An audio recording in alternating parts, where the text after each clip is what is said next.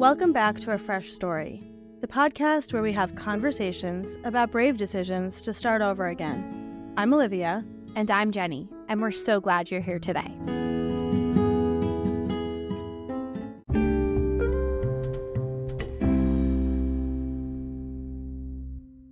Well, hello, sister. Bonjour. Fancy meeting you here at Riverside. On the side of Rivers. The side of Rivers, yes. I'd love to meet you on a riverside. Have a little picnic. Maybe Thomas could write a song about that. I feel like that's like a good song, The Side of Rivers. Anyway, he is Seagraves. Yeah, he is. See. So, I'm going to tell you a little story. You ready for this little story? Yeah. And it goes along with the episode. Okay. So, the bus comes at 8:20. So, we leave the house at 8:15 to walk down to the bus stop. My son is in 5th grade, which at some point you have to kind of have to start noticing what's happening with your homework yourself without your mom checking all the time. And at 8:13, he remembers that he has a project due that day, of which he has to have 2 songs that he has to write an introduction for his media class. And basically do what we're doing now, which is introduce the songs. And I said, well, you have 1 minute per song to figure this out before we leave for the bus. We ran through our list of songs. He ultimately did not like anything I decided that he should do. He chose Diamonds on the Soles of Her Shoes, which we listen to in the car all the time, so he does know that one. And then I forced him to use All You Need Is Love because everybody knows All You Need Is Love. Anyway, he was mad at me because I recommended these songs. And so the walk to the bus was really super fun with that. And I then had to take a nice mile-long walk myself to decompress from that rage of having to come up with a project 2 minutes before the bus. I just had a really funny thing happen.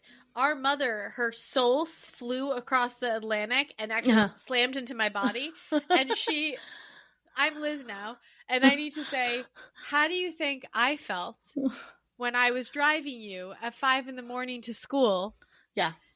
For a trip to go to Boston in March. And I said, do you have pants? Yes. Do you have shoes? Yes. Do you have socks? Yes. Do you have a coat? No, I don't need a coat. How do you think that? Me? I did this? Yes, you did that. And I vaguely remember. 2 years later, Olivia March, my daughter, I'm still Liz now, right now. Mm-hmm. Yeah. How do you think I felt when I was driving your sister to the same trip to Boston you had no in socks. March? Yeah. That's the punchline. Thank you for that. Well, again, why was people not checking that we had this stuff, though? Cut that. I don't know. My point being, I'm sure she thought at that age we had a certain responsibility to make sure we had a coat. I agree. Sock. Make sure you had your coat. coat. Being, the mom rage is real, and the mom rage is generational, and the mom rage goes on and on. Mom rage is frozen, societal. So I don't know mom if rage. You're getting any Speaking of of mom rage, we talked. My point is, the mom rage is real, and even when you have very good kids, as your kid is very good, we were very good kids, I did think that it was a better idea to wear the free pads that you get at the shoe store than socks, because I didn't like the way socks looked. I'm actually wearing 2 pairs of socks now, so I'm making up for it in my adult life. But my point is, the mom rage is very real. It is a confluence of things that make the mom rage happen. And we were very lucky to get to talk to the author, Minna Dubin, about her book, Mom Rage. Mom Rage, yeah. Which is all the rage, by the way. In this, thank you. I was saving that one. Mom just left my body, so she's back. It was there. all the she's rage in all over the internet right now. Is Mom Rage. And I think the important thing about this book and what she's doing is giving a voice to these feelings for women. Yes, giving it's not just about mom rage. It's about women's rage. It's about all these things, right? So it was a beautiful conversation about art and writing and parenting and womanhood. So please enjoy this episode with Minna Dubin. Please remember to rate, review, and subscribe to A Fresh Story so that we can keep telling fresh start stories.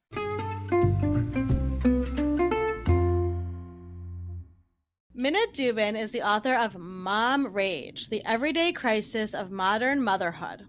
Her writing has been featured in the New York Times, Oprah Daily, the Times Sunday Magazine, Salon, Lit Hub, Parents, Romper, and elsewhere. She is the recipient of an Artist Enrichment Grant from the Kentucky Foundation for Women. As a leading feminist voice on Mom Rage, Minna has appeared on MSNBC, Good Morning America, the Tamron Hall Show, the BBC, and NPR. And she lives in Berkeley, California with her husband, 2 kids, and no pets because enough is enough. And I really understand that. And I am in a mom writer Facebook group with you. That's how I know you. And I remember back a long time ago when Mom Rage was like just a kernel of, like when you were kind of like putting out there, does anybody else feel this? And should we talk about it? And I'm so excited that this book is in the world because it's so necessary to have this conversation because Mom Rage is real and we need to be talking about it. So I really appreciate you being here today. Yeah, thanks for having me. I'm so excited to be here. And yes, it has been a long journey with Mom Rage. Yeah. How are you doing today? I'm doing pretty good. I got the kids off to school. Mm-hmm. I ate breakfast. So I feel like I'm like winning in all categories. I made coffee. Everything is great. It's early there. It's what time is it there? It's 9:30. Yeah, 9:30 in the morning. Yeah, it's early. So you're just at the beginning of your day. You're winning. Today you're winning. You're ahead of the game today. Well, awesome. Well, this is perfect. Why don't you take us back to the beginning of your Fresh Start story? Sure. So I had my first child in 2012, and I more or less quit working. I was teaching creative writing workshops for teens, and I just kind of my fellowship ended about 6 months after I had my kid, and I just was like, okay, I'm going to be a full-time mom. I'm going to try it out for a little while, and that basically lasted until he was 2, and I was not doing so great. Like it was not as fulfilling for me. I found it challenging. I felt like I was just mom. I had completely stopped writing. So I think, and I was feeling mom rage. I was feeling really extremely irritated constantly. I think my sleep was constantly disrupted, and he was like not napping during the day, and it was making me insane. I was driving him every day for hours on the highway. And it felt like my life felt like it had become not my life. Like it just felt, I don't know. So when he was about 2 in 2015, I started writing. I put him in daycare. I put him in more childcare than we had him in. Which felt like a scary decision because like I wasn't making money, and it was like, well, can I really put him in childcare if I'm not making money? Like it felt sort of selfish. And yes, I want to go back to that later. Yeah, that's an important conversation. Yeah. And I took myself out of the house because when I'm in the house and I sit down to write, I don't write because I should be doing something that is tangible and for the home, like laundry or cooking or cleaning. And I took myself to a coffee shop and I stared at my computer and looked at the white page, which is like the scariest thing ever for a writer. And I started writing lists about motherhood. I didn't know what my writing project was going to be. I didn't know. And I started this 3-year-long public art project called Mom Lists, where I wrote these lists about motherhood they were sort of just like my experience of what I was seeing, and both in the world as a mother and how I was being treated. And also like I was telling motherhood stories. And so they were like mini memoirs kind of, but in list version, because I think my brain was still sort of foggy in this way that like lists were all I knew how to do. I'm very listy too. I'm a Virgo. I'm like, everything is listy in my life. So it was like a way into writing. And one of those lists that I wrote was called A Parenting Street Scene. And it was my first list that I ever wrote or anything I ever wrote about mom rage. And that felt like I was putting the lists, in addition to putting the lists in public spaces around the Bay Area. I did this project for 3 years. I also was taking pictures of them and posting them on social media. And this particular list felt like a very vulnerable list to post. And I got this big response to that list. And so eventually I put all those lists into a manuscript and wrote essays to go with some of the lists. I picked maybe 8 lists that had an essay that followed them. And that was one of the lists that I wrote an essay for. And then that essay got published by the New York Times. And And that was sort of the beginning of, and then I got this huge response from mothers from all over the world to that essay. And that was sort of the beginning of me really thinking about mom rage as a topic that might need more investigation and that I might want to look at. I have a couple of things. So you put these lists up around in the Bay Area. What was in what medium? So the lists were on 5x7 cards, like that you would get at an office store. They come in little packs and they're different colors. So it's purple, green, blue, yellow. Yeah, exactly. So, and one side they're lined and one side they're not lined. So I was writing on the not lined side in black Pilot pen.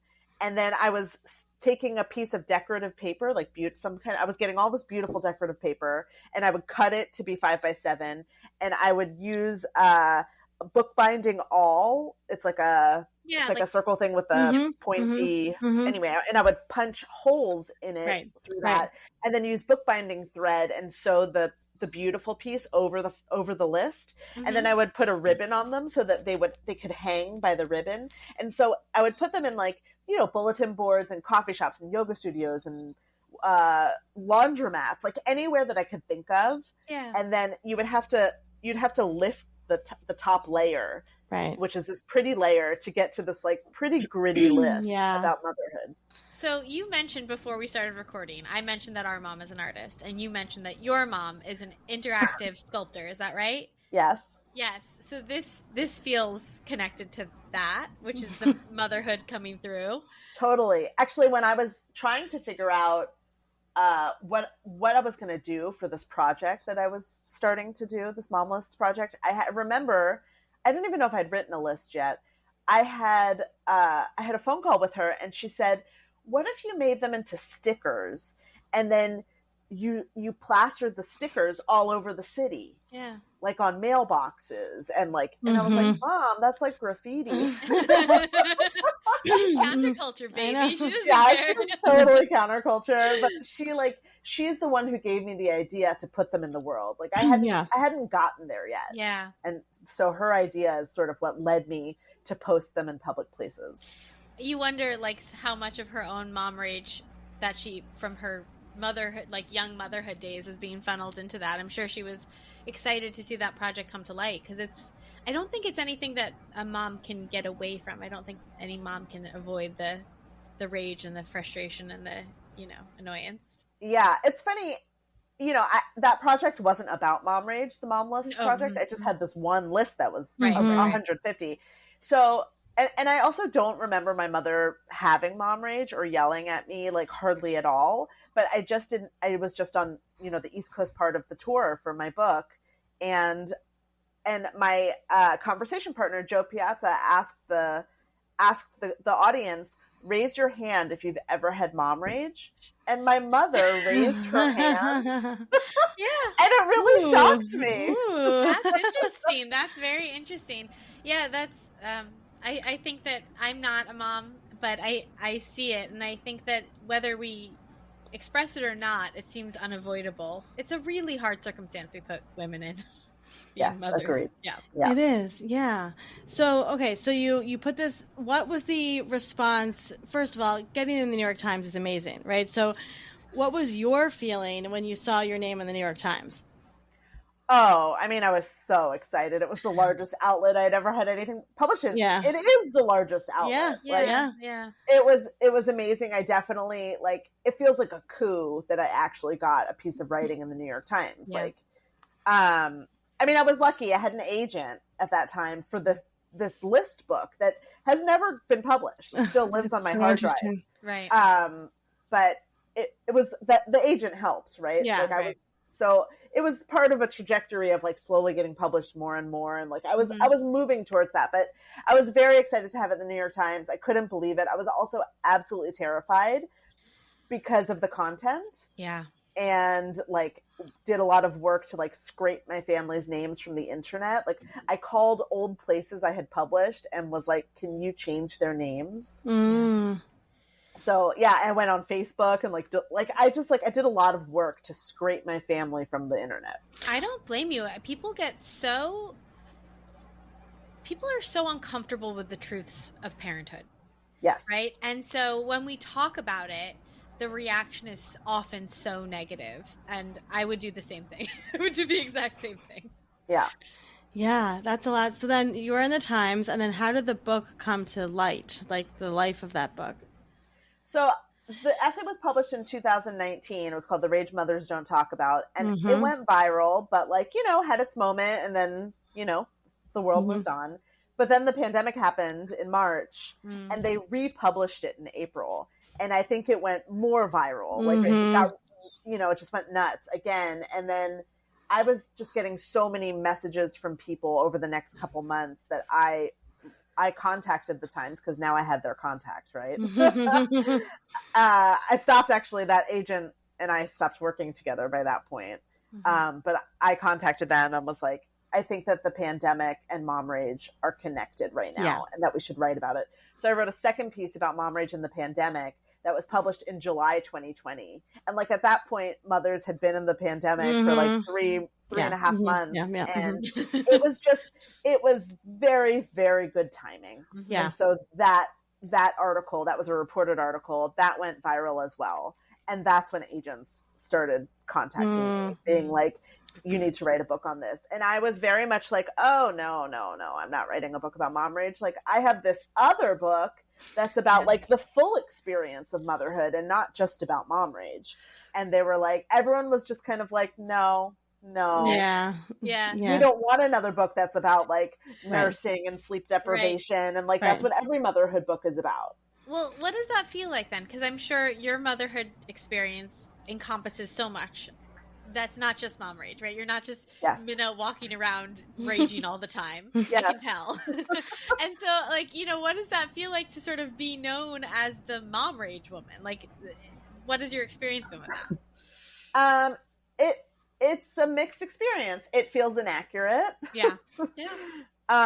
Because of course I'm not really walking around raging all the time. And also like my child is 10 now. Like when I wrote that essay or that first list, I think he was like 3. Right. You know, so like my world has changed. My kids have grown up. So I both like sort of don't like it because it feels like I'm being pigeonholed into this one identity that is just like really a sliver of my motherhood. But also I'm grateful for it because it's the way that I've been able to get work that I still think is important. Like I still think that the book that I ended up writing is an important book in the world. And I was able to not make it, I was able to make it mine. Like I was still able to like write the beautiful writing that I wanted to do and like highlight mothers' stories. Like I still made it a book that I feel proud of, even though it's about a topic that doesn't encompass my whole life. And when you look at most people's writing, like unless it's like a full life memoir, usually we're picking a slice of life to write about. So yeah, and it's as a mother who had a lot of rage during the pandemic, I think it's so important. You've become a leader in a lot of ways of giving women the permission, giving mothers the permission to say, no, I have way more feelings about this than I'm allowed to actually voice to other people. So what was your experience in just talking to the women around you, whether it was other writers or just people in your neighborhood?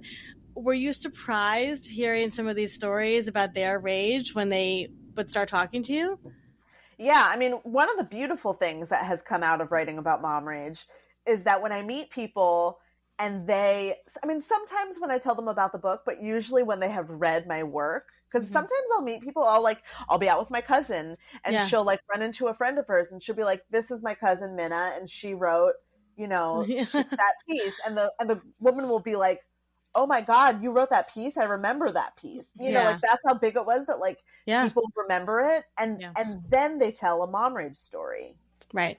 And there, I feel like I'm always better at saying what I want to say in writing, which is why I'm a writer, right? Like I can express myself better in writing than just talking.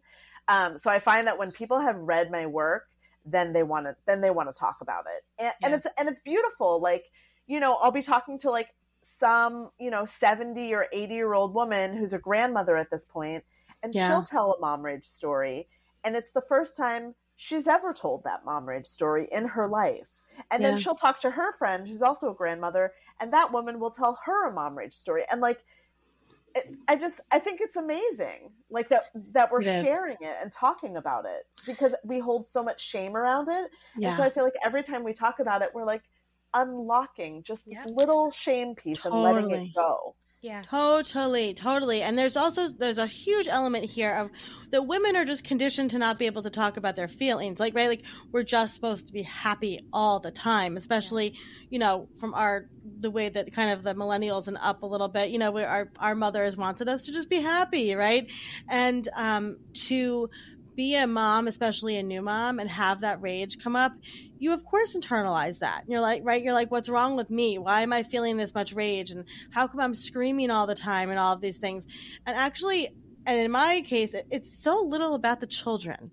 Oh yeah. Right. And so what was there anything really interesting that you found in kind of writing the book that like people said to you or that you researched that you were like, oh, this is actually a really interesting finding?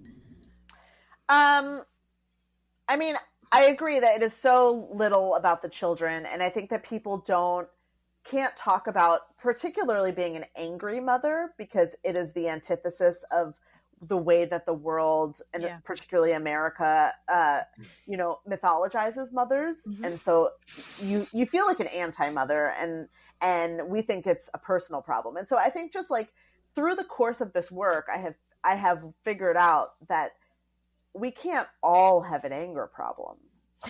Right. Like that doesn't compute. That's not happening. Right. So something bigger is going on here. Mm-hmm. So like that finding, which really was like the thesis of the book. Yeah. Was like the biggest thing. And then I think one of the things that really surprised me was realizing that you don't actually have to be yelling to be rageful. Yeah. Because I'm such a yeller, like I'm loud in my anger that I hadn't even considered really that you could be silent. Oh yeah. and be so angry.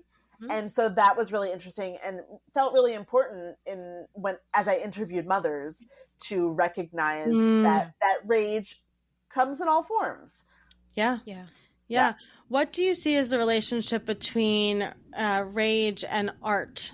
Because I know for me, art is a vessel to get a lot of my rage out. Do you feel similarly? Do you create art still, or have talked to other women that have used art as a therapy for their rage? Yeah, I mean, my book is art to me, right? Yeah. Like my writing is art. And so I feel like I use art, and specifically writing, but you know, with the Mom List project, it was also sort of visual, to process my experience and to know myself in a way. Like writing helps me understand my situation. It can help me also like see it with some levity. Like sometimes in your life, I feel like everything can feel very serious or dire. And then when I write about it, it like, I don't know, it takes on some lightness that I really need. And it helps me process. And then I come back to my motherhood with like some shift, like it helps shift me. I'm not saying like it cures me or something, but like it gives me it allows me to hold more compassion, I think, for everyone involved, for my kids, for my partner, for myself. And that compassion feels like a key component of life, like of just like being happier. Totally, because sometimes we have to actually like give a name to something, or like take an abstract thing like motherhood as an abstract concept, right? And when you can write about it and turn it into your words, you can have a little distance from it to neutralize it a little bit, right? So when you move forward, it's not as triggering in all of the ways. Whenever we get an author on, I love to just ask about the book writing process. What was that like? What was we have a lot of people who listen to this show who are authors and working on everything. So what was that like? I mean, when I first wrote the proposal in 2020, once I got an agent who basically convinced me to write this book. And I wrote the proposal almost with her. Like we were like on the phone for an hour every week, like editing and going back and forth. And once it got accepted and I got an offer, I had a year to write the book. And that felt incredibly scary. And I both like need deadlines in order to do work because I'm a big procrastinator. But also that it felt almost paralyzing to have a year deadline. Yeah. And the thing that I knew that I could do and that I was most excited about doing was talking to moms. Mm-hmm. Right. And so that's where I started. I started with the thing that I needed to do for the book and that felt inspiring. Your way and in. And so I just did like tons and tons of interviews, and that felt really exciting and in retrospect really smart. Yeah.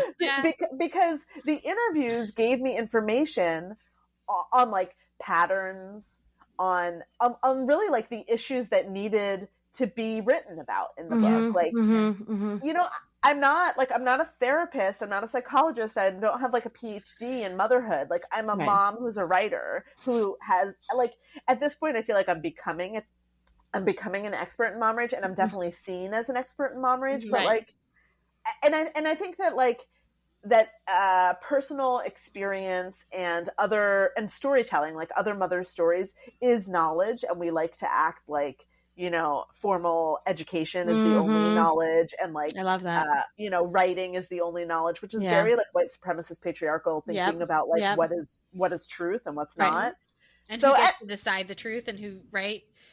And so it felt important to like, I feel like the mother's stories were like the basis of this book, and that felt really good.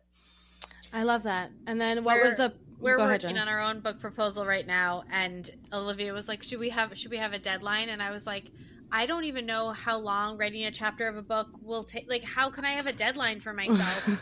I have no idea how that, you know, so I can imagine being like, well, now you have to do it in a year. It's like, I guess that's how long it takes to write a book. Yeah. I did not make my year deadline. I will say that. Well, you did a lot of work. Yeah. A lot of interviews. Yeah. And then what was it like, you know, to be published and seeing the book all over the book has been all over the place recently. What is that like?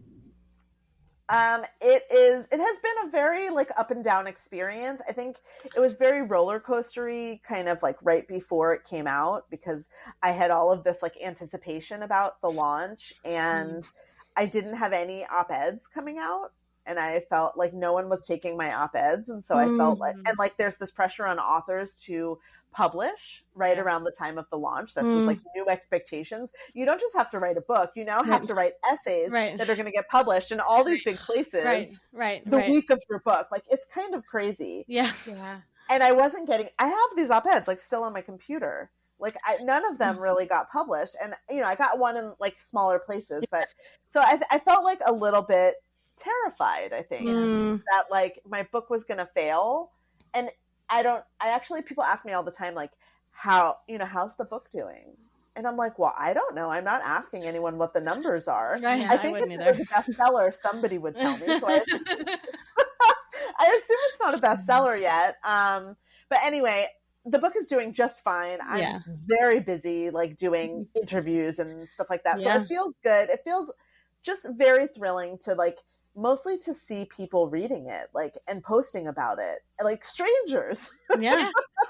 I think that's been fun. Like, when I have a book event and like 40 people are there and I know like 3 of them, and I'm like, look at all these people who came to my event. Like, I don't even know you. How do you know about this book? Like, how do you know me? Right. that feels very exciting. It is. It's so exciting. And it's so necessary that you did this because, again, like I said, it's giving a voice to this feeling that we all feel as moms, but we didn't know how to express, or we were afraid to express it, right?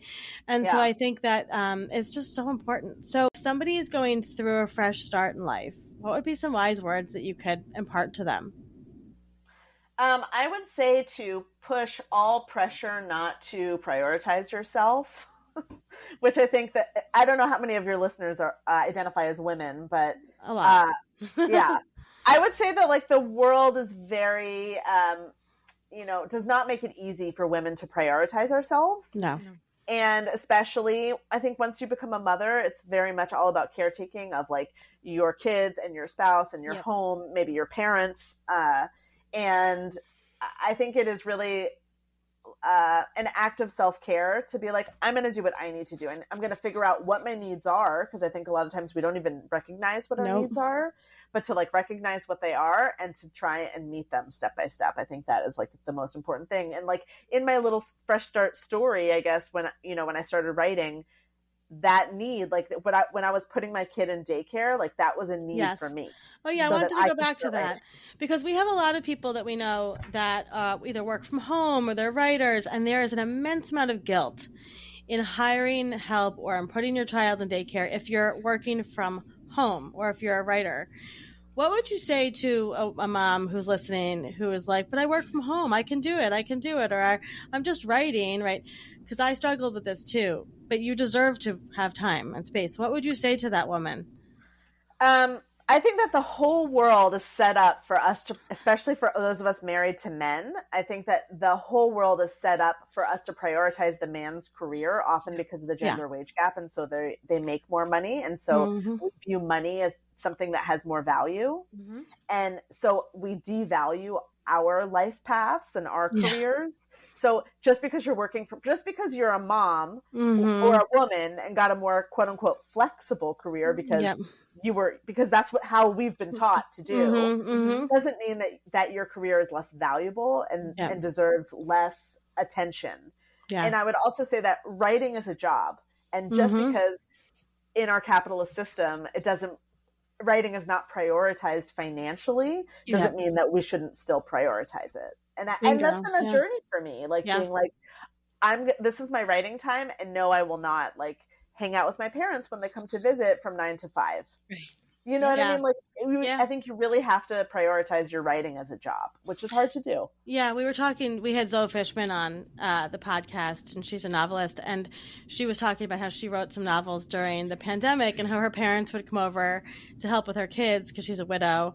And she'd be like, she was like, okay, I'm going to the garage to write. And they were like, what are you doing? She was like, I have to go write, like away from you all. So like, so I respect that so much. And I struggled with the same thing myself. I mean, I work from home always. And there's an immense amount of guilt, right? To say like, oh no, we could totally do it all. And then you burn out like immediately. Well, it's this thing too about being like convenient, right? Like I work from home. And so the thing of being like, well, I can get dinner started. And like, you need a partner that's going to be like, no, like pull you back from that sort of like self-sacrifice martyrdom. Cause it's what we're taught. It really is.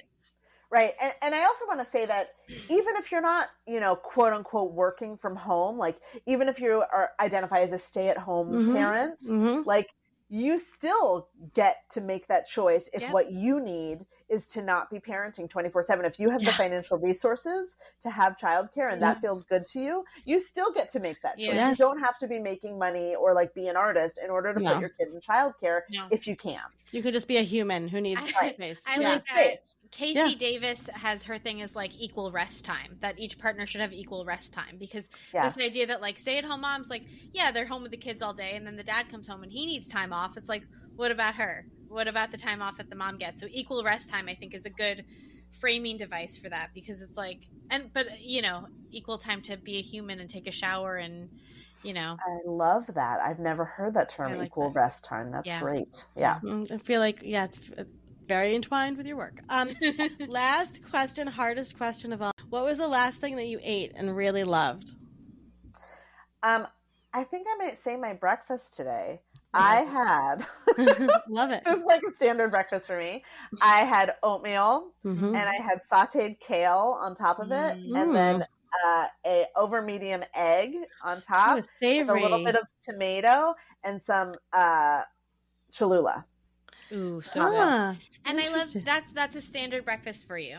It's not all the time. There have been times in my life where I was like eating this every day. Now it's a little bit less, but like, so it feels like a treat right now because I'm not eating it every day anymore. I just love that, like, that does not sound like a meal that's quick to make, and I like that you take the time to make a meal that is really yummy and satisfying to you. I think that's beautiful.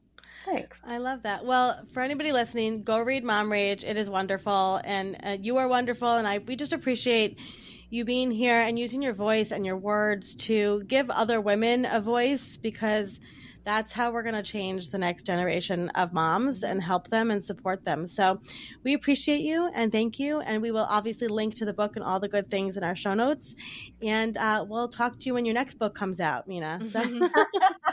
Thank you. And thank you for your work. I feel like, there's like some symbiosis here with like the work that you're doing to support mothers. Like, I feel like we're all in this business of like trying to support moms. So thanks for having me. Save the world. Yeah.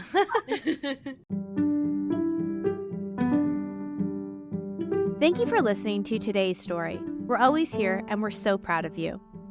A Fresh Story is produced by Fresh Starts Registry, the first and only platform for everything you need to begin again. You can read the show notes and learn more about today's episode at afreshstory.com.